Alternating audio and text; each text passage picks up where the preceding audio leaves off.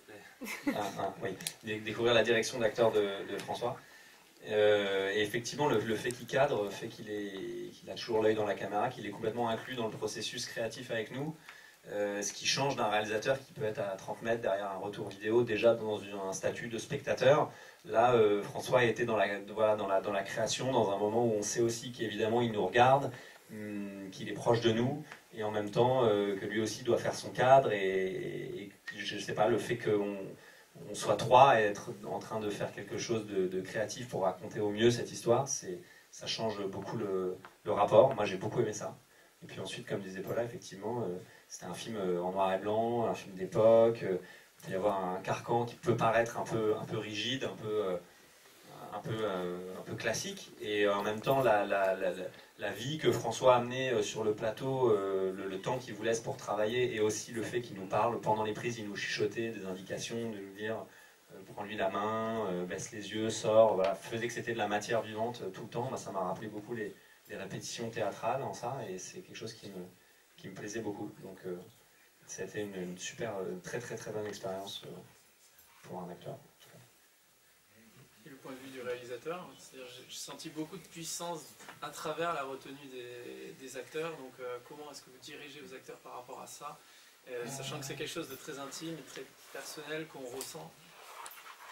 Moi, j'ai pas de. Quand on me demande comment je dirige les acteurs, j'ai pas de méthode. Hein, y a pas de. J'ai l'impression que je m'adapte à chaque personnalité. Voilà, je pense que chaque acteur a des demandes différentes. Notre relation est différente. Je parle pas à Pierre de la même manière forcément que je parlais à Paula. Donc c'est. Je dois avouer qu'avec eux, c'était très simple le dialogue. Et des fois, c'est plus compliqué. Des fois, il faut trouver vraiment un dialogue avec l'acteur et ça peut être compliqué. Là, ça l'était pas. Je sais pas, j'avais quelque chose de très instinctif. C'est vrai que comme je suis derrière la caméra, des fois je fais des bruits pendant les prises, je crois. Pendant les scènes d'amour, là il n'y avait pas de scène d'amour donc ça allait.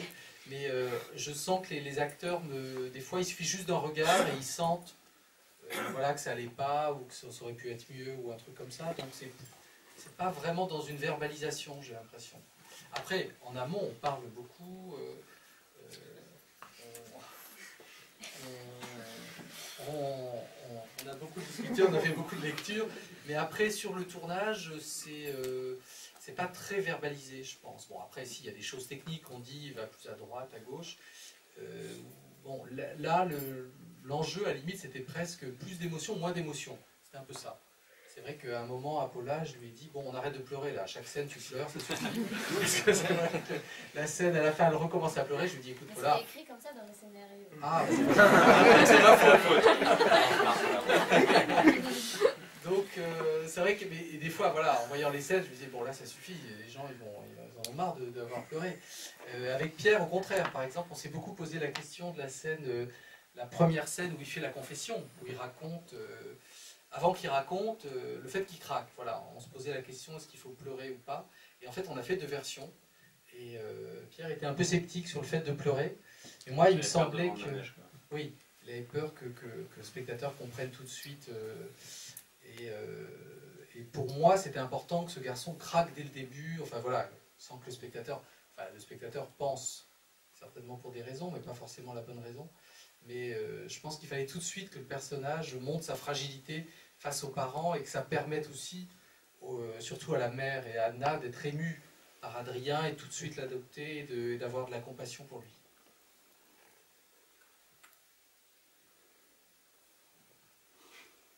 Est-ce qu'il y a une dernière question? Oui, monsieur là-bas. Alors, je tente. Alors, que tout le monde que ce soit compréhensif.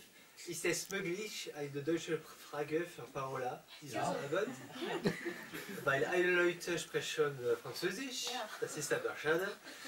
Ich habe eine Frage, wie haben Sie François Ozon getroffen? Vielleicht könnte ihr filmen wie Paul oder The Dark Valley oder eine andere... Soll ich in Deutsch antworten oder besser in Französisch, damit es alle verstehen? Ja, allemand ici. Vite, là, une personne. Vous voulez traduire? Si je comprends, je traduirai en français. Non, Donc, je comprends. demande comment est-ce que François Ozon a connu Paola. Parce que alors je ne savais pas, je viens de regarder sur internet, j'avoue. J'ai vu certains films de Paola qui s'appellent Paul ou The Dark Valley. Donc je demandais si François Ozon les connaissait ou s'ils s'étaient rencontrés d'une autre manière. Alors, rencontrer, c'était la directrice. Ah non, in Deutsch. Ah oui, ils ne comprennent pas. Dommage. Alors, on a rencontré parce que la directrice de casting, Simone Aubert, elle m'a invitée pour le casting et comme ça. Alors, c'était un peu bizarre parce que j'étais en vacances et mon agent m'a appelé et dit oui, il y a un projet français donc peut-être il faut que je retourne plus tôt. Et alors, je suis retournée et j'ai eu un jour pour préparer mes 2 scènes en français et là j'étais comme oulala, je suis pas sûre si ça marche. Mais là, quand je suis entrée dans la salle de casting. C'était très cool, c'était très relax.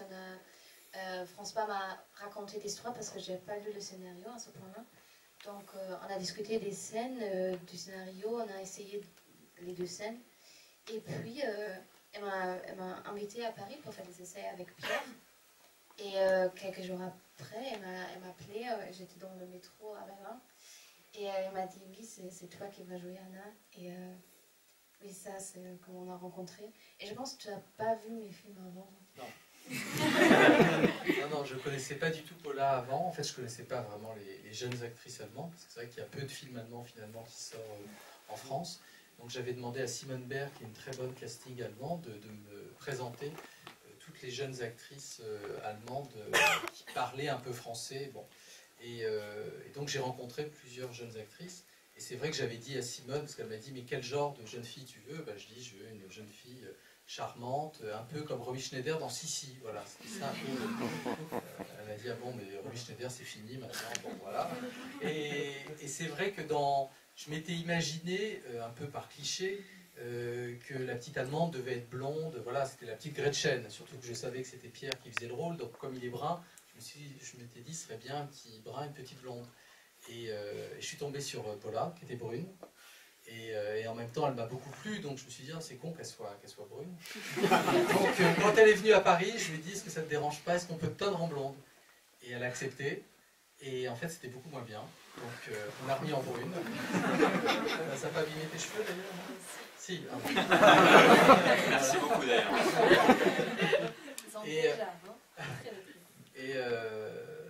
Et donc, dès que j'ai fait les essais avec Paula, j'ai senti qu'elle avait la maturité, la force pour le rôle et en même temps l'émotion. Elle avait que 20 ans au moment du tournage. Et voilà. Et puis après, quand je l'ai vue avec Pierre, on a tout de suite senti l'alchimie, que ça fonctionnait. Donc c'était évident. Après, j'ai vu ces films. En fait, je suis tombé, quand on était en tournage en Allemagne, un soir devant la télé, je suis tombé sur le film Paul, qui passait à la télé, parce que c'était pas sorti en France. Tu avais quoi, 14 ans, donc elle était très petite. Et Dark Valley, j'ai regardé des extraits, mais j'ai pas vu le film entier. Je peux te donner le DVD. Ouais. Vous dites que vous ne vouliez pas vendre la mèche sur le secret au final d'Adrien. Du coup, est-ce que vous aviez en tête pendant tout le début de mettre des fausses pistes un peu partout? Ou est-ce qu'au final vous vous êtes dit qu'on s'en ferait nous-mêmes et que c'était pas... Qu'est-ce que vous avez ressenti, vous? Moi, personnellement, j'ai cru qu'en fait, il avait une affaire, enfin, il était avec... Avec France? Ouais, je pense que c'est ça aussi. C'est un peu vous. Non. C'est un peu...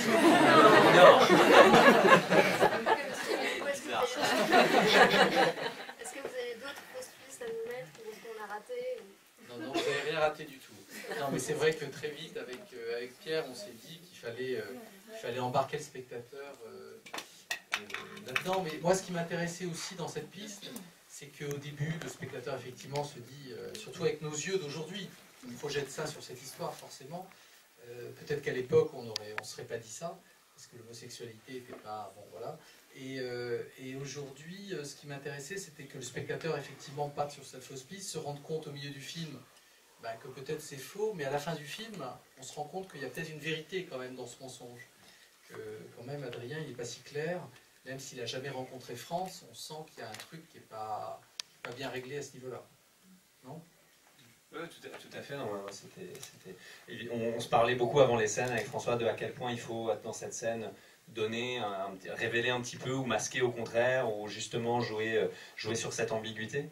Maintenant, comme disait François, ce que je trouve intéressant, c'est de se dire qu'un mensonge peut révéler une vérité. Quelqu'un qui ment, c'est déjà quelqu'un qui parle de lui ou de ce qu'il aimerait que la réalité soit. Donc c'est vrai que dans le film, au moment de l'aveu, on se dit, bon bah, c'est vrai qu'en fait, il l'a tué, et c'était pas une histoire d'amour. Et en même temps, l'ambiguïté, elle est aussi à l'image. Quand on voit dans cette tranchée, comment il se regarde, comment il découvre ce corps, il y a quelque chose, pour moi, j'ai jamais exclu l'idée qu'il pouvait y voir un frère dans cette tranchée. La seconde avant de lui tirer dessus, il a pu y voir, y ressentir un amour fraternel, y voir un miroir de lui-même dans le pacifisme de l'Allemagne et de la France, dans ces jeunes gens qui étaient pacifistes. Il a pu y voir une histoire d'amour potentiel, peut-être, une passion possible.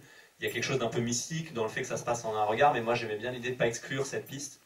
Et comme disait François, à la fin de se dire, ce mec qui n'a pas l'air du tout épanoui dans la relation qu'il entame avec cette jeune fille à la fin du film, qu'il épouse, en même temps son incapacité à être heureux avec cette histoire qui pourtant est possible, qui touche du doigt avec elle, voilà, de se dire que c'est peut-être aussi avec quelque chose de l'ordre de l'âme sœur, avec ce garçon, aussi étrange que ça puisse paraître. Moi j'aimais bien l'idée qu'on brasse ces ambiguïtés et qu'on ne donne pas une réponse précise en disant voilà, non, en fait, il y a peut-être une question de ça, il l'a tué, point final.